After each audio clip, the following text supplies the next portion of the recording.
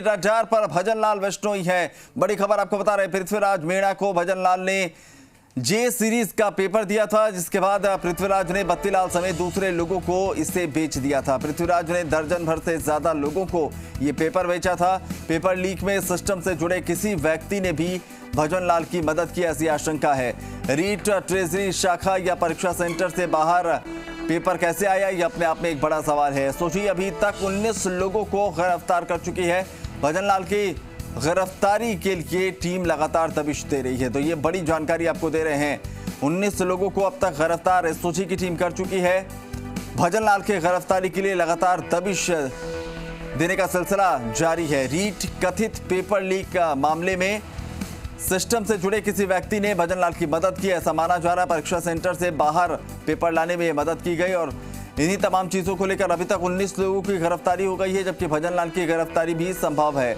आशुतोष हमारे सहयोगी ज्यादा जानकारी के साथ जुड़ रहे हैं। आशुतोष, 19 लोग अभी तक गिरफ्तार हो चुके हैं, लेकिन एक के बाद एक कड़ियां जुड़ती चली जा रही है। भजनलाल का नाम आ रहा है, क्या कुछ जानकारी इस पूरी कार्रवाई को लेकर? और जो कहा जा रहा है कि सिस्टम के भीतर से भी किसी ने मदद की है, तो उसको लेकर किस तरीके से अब जांच हो रही है? देखिए अभिनव, जिस तरीके से लगातार हम लोग इसको लेके खुलासा कर रहे थे और एक के बाद हमने एक जानकारी सामने रखी।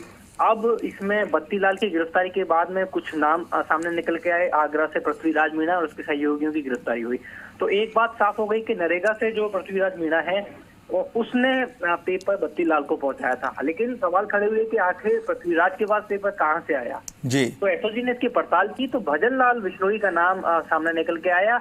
ये बाड़मेर का रहने वाला है और ऐसी भी जानकारी में सामने आया है, हालांकि अभी पुख्ता इसकी जानकारी नहीं है, लेकिन ऐसी जानकारी में सामने आया है कि तकरीबन 3 से 4 साल पहले ये गिरफ्तार हो चुका है। किसी अन्य अभ्यर्थी की जगह पेपर देने ये पहुंचा था।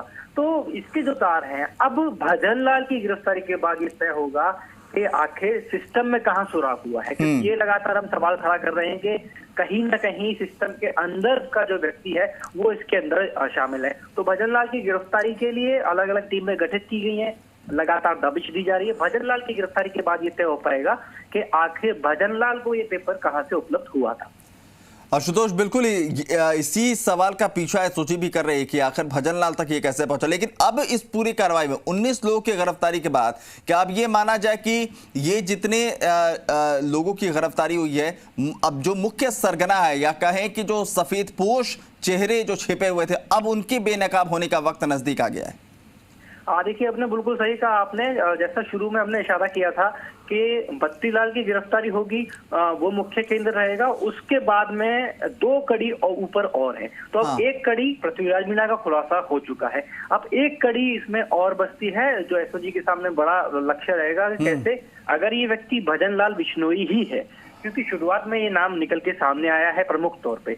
अगर भजनलाल को भी किसी बीच में एक और कड़ी है तो उसको एसओजी को लेकर काम करना होगा। लेकिन अगर भजनलाल ही मुख्य सूत्रधार निकलता है तो उसके बाद में सिस्टम ये क्रैक हो जाएगा कि अंदर से या तो परीक्षा केंद्र से ये पेपर बाहर आया है जे सीरीज का, और या फिर जो ट्रेसरा होती है वहां से ये पेपर बाहर निकल के आया है। और इसीलिए जे सीरीज के पेपर के लिए माध्यमिक शिक्षा बोर्ड अजमेर जाने का फैसला किया था एसओजी ने कि कुल कितने जे सीरीज के जो ये पेपर थे वो प्रिंट हुए, कितने अभ्यर्थियों में बांटे गए, और अगर ये बच्चे हैं तो उनको किस तरीके से रखा गया है इंद्राज करके।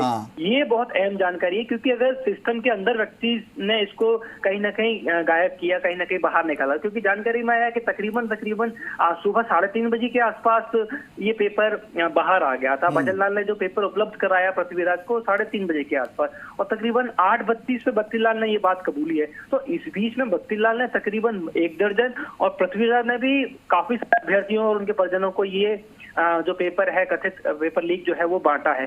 तो उन लोगों की भी सूची तैयार की जा रही है जिनके पास ये पेपर पहुंचा है, उनको भी एसओजी मुख्यालय बुलाया जाएगा, पूछताछ की जाएगी और संभव होगा तो उनको गिरफ्तार भी किया जाएगा। लेकिन इन सबके बीच में भजनलाल की गिरफ्तारी बेहद अहम होगी, क्योंकि उसके बाद में ये क्लियर हो जाएगा कि सिस्टम का कौन व्यक्ति है, कहां से ये पेपर लीक हुआ। इसको लेकर तमाम जो अटकलें चल रही थी वो खत्म होती दिखाई देंगी। ठीक, चलिए, शुक्रिया आशुतोष तमाम जानकारी के लिए। राजस्थान